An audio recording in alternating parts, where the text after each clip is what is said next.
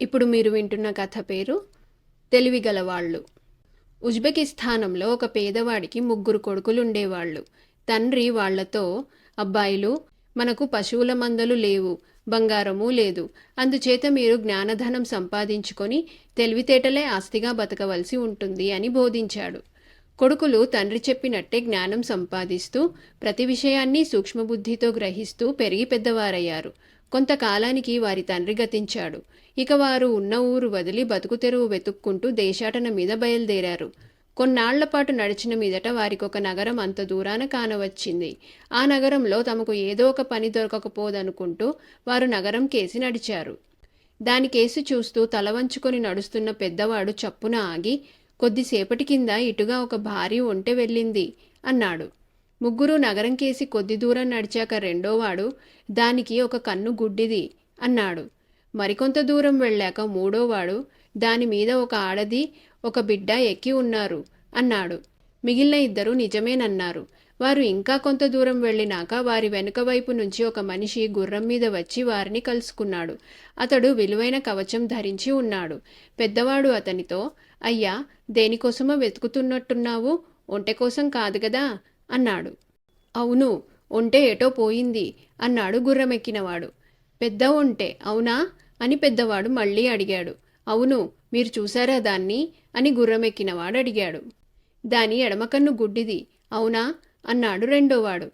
దానిమీద ఒక స్త్రీ ఒక బిడ్డ ఎక్కి ఉన్నారు కాదు అని మూడోవాడు అడిగాడు. నిజం నిజం, మీరు దాన్ని చూశారన్నమాట. అది ఏమైందో చెప్పండి అన్నాడు గుర్రమెక్కినవాడు. మేము నీ ఒంటెను చూడనే లేదు అన్నారు అన్నదమ్ములు. ఒంటెను పోగొట్టుకున్న వాడికి వాళ్లపైన గట్టి అనుమానం తగిలింది.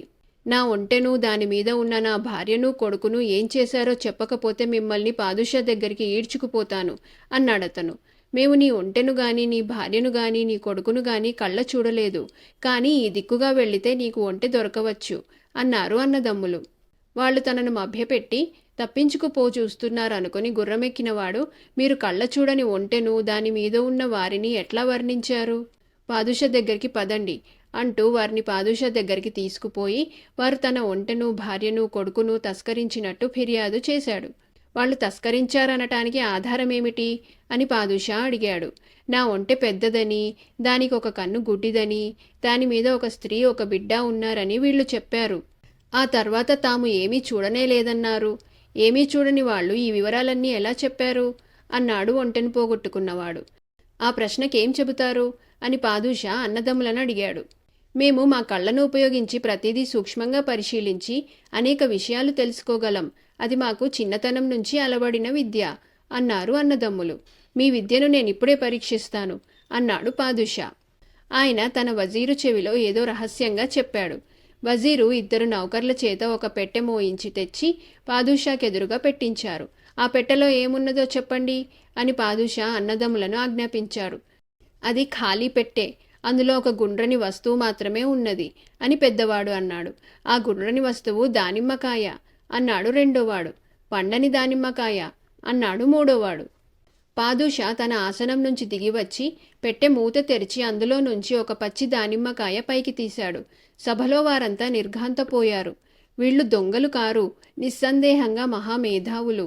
నీ ఒంటె ఏమైపోయినదో నీవే వెళ్ళి వెతుక్కో అని పాదుషా ఫిర్యాదితో చెప్పి అన్నదమ్ములను తనతో పాటు భోజనానికి తీసుకుపోయి దివ్యమైన భోజనం పెట్టించి పానీయాలు తాగించాడు.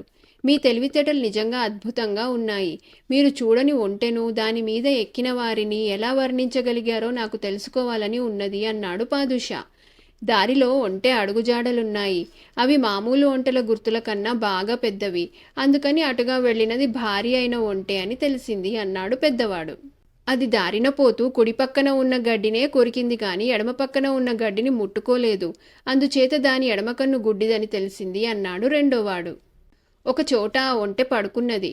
అప్పుడు దాని మీది వాళ్ళు దిగారు. వారు దిగిన చోట ఇసుకలో స్త్రీ పాదాల గుర్తులు, చిన్నబిడ్డ పాదాల గుర్తులు కానవచ్చాయి. అందుచేత ఒంటెపైన ఒక స్త్రీ ఒక బిడ్డ ఉన్నట్టు తెలిసింది అన్నాడు మూడోవాడు. మీరు చెప్పినదంతా సబబుగానే ఉన్నది. మీ పరిశీలన శక్తి గొప్పదే. కాని పెట్టెలో పచ్చి దానిమ్మకాయ ఉన్నదని ఎలా చెప్పగలిగారు? అది ఇంత తేలిక కాదే అన్నాడు పాదుషా.